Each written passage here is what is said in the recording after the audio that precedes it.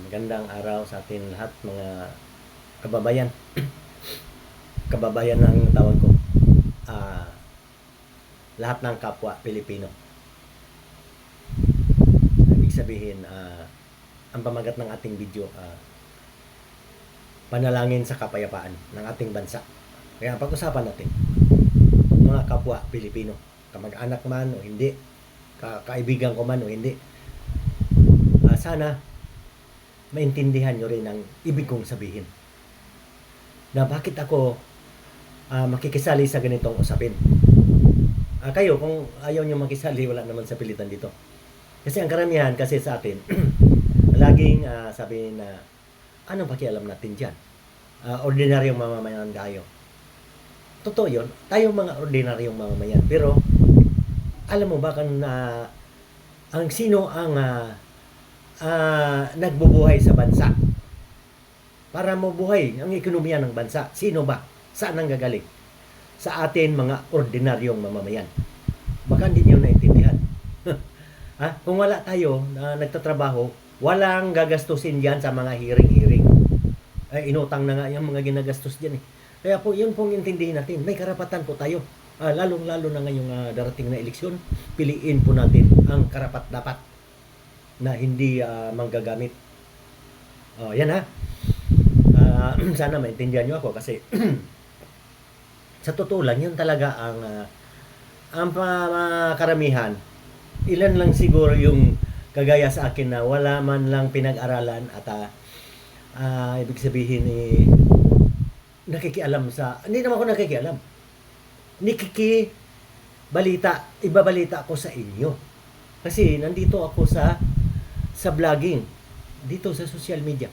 Kaya po ingat po lang ako sa aking pananalita na hindi po tayo makapiright ni YouTube saka ni Facebook. Alam niyo dito sa social media, kung gamitin mo lang sa tama, maganda po dito. Maniniwala kayo. Pero yung mga gagamit ka dito ng mga video-video na gagamitin mo sa iyong sarili at masisira ang ating bansa, ayaw ni Meta yun. Ayaw ni YouTube. Tandaan po ninyo. Balik na tayo sa usapin. Isa-isahin natin mga kaibigan. Kasi sigurado maraming magtataka. Jeremias, anong bang karapatan mo makialam? Anong walang karapatan? Ito sinabi ko na. Ang lahat ng ginagasta dyan, lahat ng hearing, pera natin, at alam nyo ba na may inutang? Bawat may papalit ng administrasyon, mangungutang. Paulitin ko pa ba? Ang utang natin, lahat-lahat, nakakulang-kulang 20 trillion. Hindi kasi dito sa bahay na may naapin na yung pera na yun. Ibig sabihin, mga kaibigan, itong administrasyon na ito, umutang ng kulang-kulang 5 trillion. Kasi dati lang yan 14 eh. Kaya nga kulang-kulang 20 trillion na. Yun po, kung hindi niyo naintindihan mga kababayan. Kaya po laging nagmamahala ang bilihin para po makabayad ng interes sa ating utang. Ang lahat ng mga tax natin sinisimot, ibigay ko na lang sa pinakasimpleng tax. Lima, pinanganak tayo. May bayad tayo birth certificate. Mag-i-increase yun. Akala ninyo, kung malaki ng batas yung birth certificate. Maniwala kayo. Ang kasunod niyan, pinakasimple. Hindi yun sa, pinakasimple pero mahalaga sa atin. Binanganak tayo eh. Ito pa, pag namatay tayo, death certificate naman ang kukunin natin. Mag-i-increase din yun. Dahil sa mga utang. Nabubuhay ng ating bansa sa utang. Mamaya, lalabas na kung anong panlaban natin dyan. Anong susi? Sana hindi na mangutang. Makapagbayad man lang ng utang sana. Kayang-kaya gawin yun. Mamaya, pag-usapan natin. Ito. Kasi ang nangyayari ngayon mga kaibigan, magiging crisis lalo. Kaya panalangin nga ito sa kapayapaan ang sinasabi ko eh. Kasi pag ganyan ng ganyan, bangayan ng bangayan dyan, lalo maging crisis ang ating bansa. Kasi winawaldas nila dyan, bihira natin yun eh. Inutang at saka yung mga tax na pinipilit tayong pabayarin ng mga ganyan. Di ba? Kaya nagmahal ang bilihin dahil sa mga tax. Bakit pa kayo mga kagaya kong ordinaryong mamayan, sabihin niyo wala tayong pakialam. Ang laki ng pakialam natin. Tayo maghihirap. Yan sila, hiring-hiring lang din sa air condition pa. Ating pera lahat ang ginagasta dyan. Kaya po, maging matalino po tayo sa pagpili. Tandaan natin yung mga ganon. Kung sino yung mga maingay, yun yung mga ohaw sa kapangyarihan. Ha? Yun. Ibig sabihin na huwag na natin iboto yung mga ganyan tao. Isa pa, itong kaya sinabi ko may karapatan tayo bilang botante. Kahit hindi nga botante, may karapatan tayo. Yung kagaya nga nung kung hindi kayo nagbayad ng tax, pwede niyong sabihin na wala. Hindi tayo makialam sa ating liderato, sa ating pamahalaan. Sino bang hindi nagbabayad ng tax? Hulihin ka nga kung hindi ka nagbabayad eh. Ha? Itong aming negosyo, maliit lang, pero talagang obligado ka magbayad. Mahigpit ngayon. Bakit? Ang daming ang gagastusin, pero, di ba? Pundo, kaya pinagagawan yung mga pundo, nauubos. Kasi, alam niyo balikan, puntahan nga natin yung mga pundo. Ibig sabihin, ang makaubos niyan, sila din. Sa dami ng sisweldohan. O kung paba na pabang oras. Shortcutin natin. Dapat alisin na yung Congress. Masakit man. Ano nang trabaho ng mga senador ngayon? Sinasweldohan po natin yan. Tapos, tingnan mo sa bandang huli, maglalaban yan sila. Atakehin naman itong, kasi gusto, itong dito sa Kamara, kaming masusunod. Ngayon, naghahanda naman itong ting dito sa Senado. Kaming masusunod. Mas mataas kami. Atakehin nga itong presidente at saka vice presidente. Yun po ang pagkaingatan po natin mga kaibigan. Kaya yung mga party list, tama nga si dating Pangulong Digong alisin na yung party list Pampagulo yan. Kasi kanya-kanyang diskarte yan. Alam mo ba ang karapatan nilang ipaglaban? Doon sa kanilang probinsya. Wala ang pakailam sa nasyonal yan. Pwede lang kung talagang mabait. Napapansin nyo ba?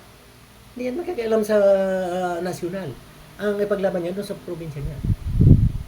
Papabangos siya doon, tatakbo ulit. Yung mga talunan o ano. Hindi yun, tingnan mo. Wala na silang sinisino ngayon. Pati presidente, atakihin nila yan. Kasi may batas doon Lower house Di ba? May batas sila. Pirma-pirma lang. Pwede kang patalsikin niya. Kaya ingat po.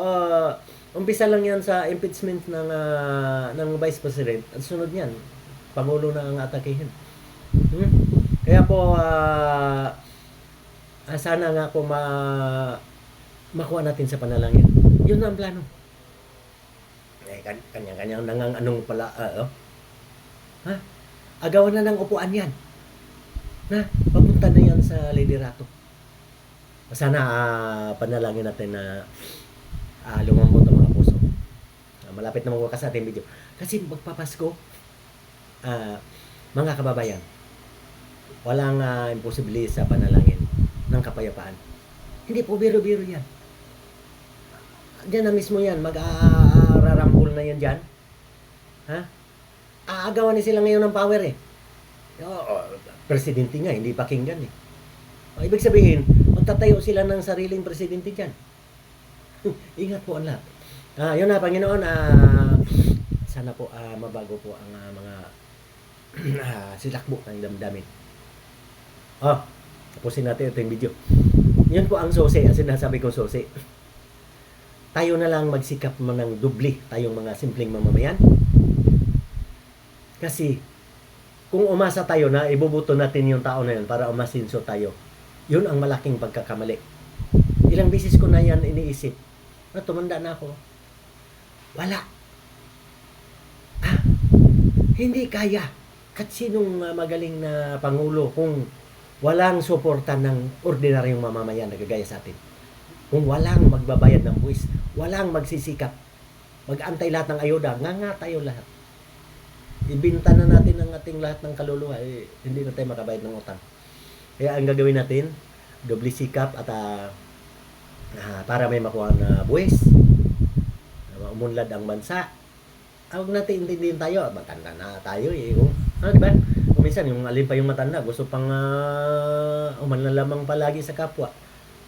Sana yung mga yayamanin na matatanda, i-donate na ninyo yung kayamanan ninyo sa mga mahirap. Yun sana ang bala ko kung ako yumaman talaga. Kasi ang nangyayari, sakim tayo. Gusto natin na ang ating kayamanan atin. O ang ating mga anak mga mayaman na rin. Pamana sa mga anak. Kung minsan, pamana sa aso, sa mga alaga. Bakit? Ganun ang ugali.